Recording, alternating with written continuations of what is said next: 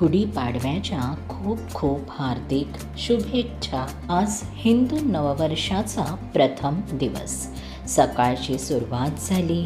मी अंगण झाडून पुसून घेतले आणि त्यानंतर रांगोळी काढायला घेतली.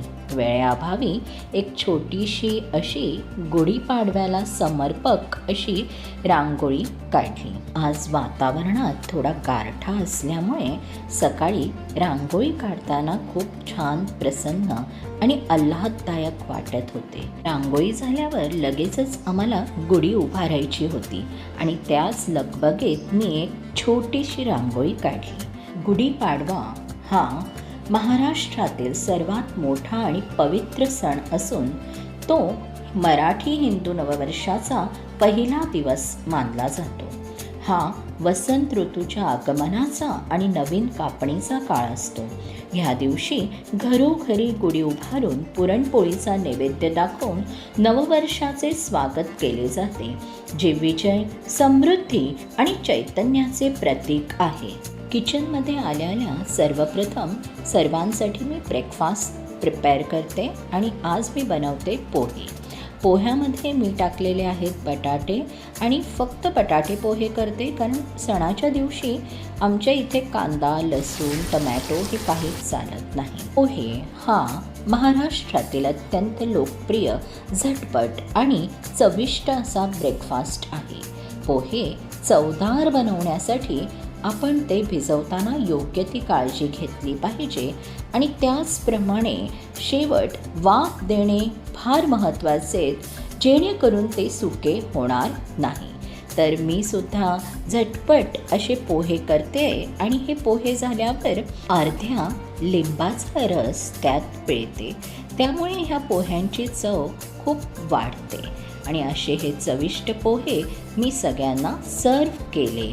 तर तुम्हाला कसे वाटतात हे नक्की कमेंट करा. तर हे पोहे तयार आहेत. आता मी गुढीच्या नैवेद्याचा स्वयंपाक करायला सुरुवात केलेली आहे.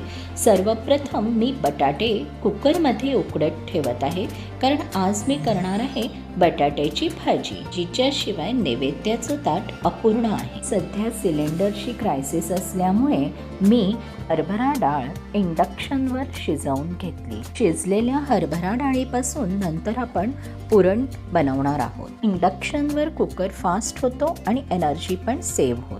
तर आता तुम्ही पाहू शकता की मी वरण भाताचा कुकर पण इंडक्शनवरती लावते. थोडे पदार्थ जर आपण इंडक्शनवर केले तर जो आपला सिलेंडर आहे तो जास्त दिवस राहील. तर लगेचच मी तयारीला लागले भज्यांच्या. तर इथे मी घेत आहे बेसनचे पीठ. तर आज आपण करणार आहोत बटाटा भजे. भज्यांशिवाय तर नैवेद्याचं ताट पूर्णच होऊ शकत नाही. इथे आता मी ॲड करते सॉल्ट, त्यानंतर धना पावडर, जिरा पावडर, हळद, तिखट, अशा पद्धतीने सगळे मसाले वगैरे टाकलेत आणि इथे ओवा घेतला आहे. तर ओव्याने काय होतं की आपण भजे खाल्ले तरी आपल्याला त्याचा त्रास होत नाही. त्यानंतर आता मी कोथिंबीर टाकते आणि मग बटाटे टाकते.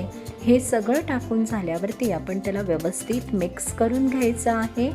थोडंसं पाणी टाकायचं आहे त्याच्यामध्ये आणि सेमी सॉलिड अशी फारही लिक्विडी अशी नाही, जेल टाईप आपल्याला एक पेस्ट तयार करायची. आणि आता इथे गॅसवरती मी तेल ठेवलेलं आहे, गरम झालेलं आहे आणि पटकन मी घेणार आहे भजे तळून. तर इथे तुम्ही पाहू शकता की मी आता भजे तळत आहेत आणि थोडेसे असे गोल्डन झाल्यावरती मी त्यांना काढून घेत असे. भजे होईपर्यंत माझा वरण भाताचा कुकरही पडला होता, तर मी साधे वरण करून घेत आहे. इथे मी साध्या वरणामध्ये हळद आणि मीठ फक्त घालते आणि ते व्यवस्थित मिक्स करून घेतलं. तर आता तुम्ही पाहू शकता की शिजलेली हरभरा डाळ ही मी पॅनमध्ये घेते. आता ह्याला आपण चटका देणार आहोत. ह्याच्यात मी ॲड करणार आहे गूळ आणि साखर. काही जण फक्त गूळ घालतात तर काही साखर, पण मी दोन्हीही 50-50% घालते. एक वाटी जर मी हरभरा डाळ घेतली तर अर्धी वाटी गूळ घेते आणि अर्धी वाटी साखर. तर हे माझं प्रमाण आहे आणि आता पुरण यंत्रातून हे शिजलेलं पुरण मी बारीक करून घेणार आहे. तुम्हाला जसं कम्फर्टेबल आहे तसं तुम्ही पुरण बारीक करून घेऊ शकता. काही जण मिक्सरमध्ये बारीक करतात, पण मी पहिल्यापासूनच पुरण यंत्रात करते. आणि जसं माझं पुरण बारीक झालं, मी आता इथे स्टार्ट केलेलं आहे सार बनवायला. आणि सार बनवत असताना सगळ्या प्रकारचे मसाले टाकून झाल्यावरती मी त्याला वरून फोडणी दिलेली आहे. तर जेव्हा पण मी पुरण करते तेव्हा मी त्याच्याबरोबर सार हे आवर्जून करते. जसं माझं सार बनवून झालं, मी आता भाज्या करायला घेतल्या आहे. तर सर्वप्रथम मी करणार आहे बटाट्याची भाजी. बटाट्याच्या भाजीला फोडणी दिलेली आहे, मिरच्या टाकलेल्या आहेत हिरव्या. हळद टाकल्यानंतर मी पॅनमध्ये टाकत आहे बटाट्याच्या पोळी. हे ऑलरेडी बटाटे उकडलेले आहे, त्यामुळे ही भाजी 2च मिनिटात होणार आहे. आता इथे थोडंसं आलं किसून टाकत आहे आणि त्यानंतर मी टाकणार आहे खोबरं. ऑलरेडी मी ह्याच्यामध्ये तुम्ही पाहू शकता कोथिंबीर टाकलेली आहे, मीठ टाकलं आता. अशी ही अतिशय सोपी बटाट्याची भाजी, पण ह्या भाजीची चव मात्र अप्रतिम असते. भाजी झाल्यावरती ही भाजी आता मी सर्विंग बाउलमध्ये ट्रान्सफर करून घेतली. आता आपल्याला बनवायची आहे भेंड्याची भाजी.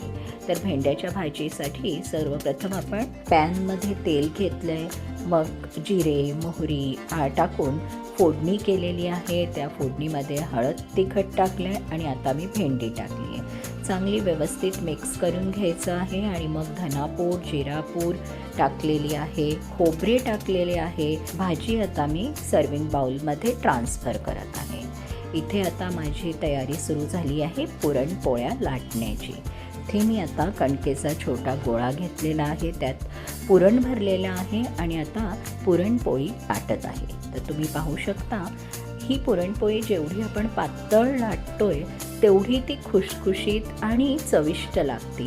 जाड अशी लाटायची नाही. आणि आता त्याला तव्यावरती भाजून घ्यायचे आहे.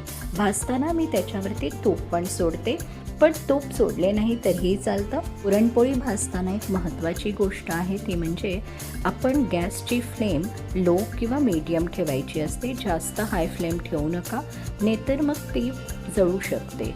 तर इथे मी छानपैकी अशी पुरणपोळी भाजून घेतलेली आहे आणि इथे तुम्ही पाहू शकता आता आपली पुरणपोळी तयार आहे आणि ह्याची मी छोटीशी घडी घालून ठेवलेली आहे. चला तर आता आपण वाढूया नैवेद्य. डाव्या बाजूला मी कोशिंबीर वाढलेली आहे, काकडीची कोशिंबीर केली होती, पण त्याचं मी शूट केलेलं नाही आहे. त्यानंतर लिंबू पण ठेवलेला आहे. इथे मी भजे, त्यानंतर बटाट्याची भाजी, भेंड्याची भाजी, सार हा वाटीत वाढून घेतलेला आहे. इथे तुम्ही पाहू शकता मी भाताची मूठ वाढत आहे. त्यानंतर आपण वाढणार आहोत त्याच्यावरती साधं वरण. इथे मी आता घेत आहे पुरणपोळी. तर दोन्हीही ताटात पुरणपोळ्या ठेवलेल्या आहे. हे जे आम्रखंड आहे ते मात्र मी बाहेरून आणलेलं होतं, ते वाढलेलं आहे. हे तूप वाढत आहे. आणि जेव्हा पण आपण नैवेद्याचं ताट तयार करतो तर एक महत्त्वाची गोष्ट असते, ती म्हणजे आपल्याला त्याच्यावर ठेवायचे असते तुलसी पत्र. तर मी तुलसी पत्र ठेवले आणि गुढीला नैवेद्य दाखवला. जर तुम्हाला माझा हा व्हिडिओ आवडला असेल आणि ह्याच पद्धतीचे नवीन व्हिडिओ पाहायचे असेल तर मी तुम्हाला रिक्वेस्ट करते, माझ्या व्हिडिओला लाईक करा, शेअर करा आणि सबस्क्राईब करा.